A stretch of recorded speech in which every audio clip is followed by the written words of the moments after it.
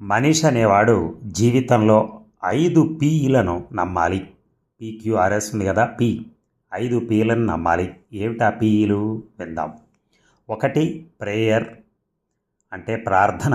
2 priorities అంటే మనకున్నటువంటి priorities అంటే ఏది ముందు చేయాలి, ఏది వెనక చేయాలి, అలా ప్రయారిటీస్ మనం నిర్ణయించుకోవడం లైఫ్లో. అలాగే పీస్ అంటే శాంతి, గృహంలో కానీ ఆఫీస్లో కానీ ఎక్కడైనా శాంతిని కోరుకోవటం.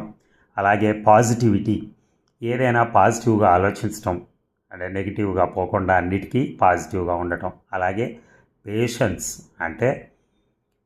అంటే ఓర్పు.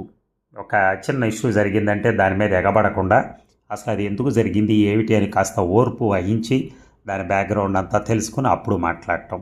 So prayer, priorities, peace, positivity and patience. Thank you.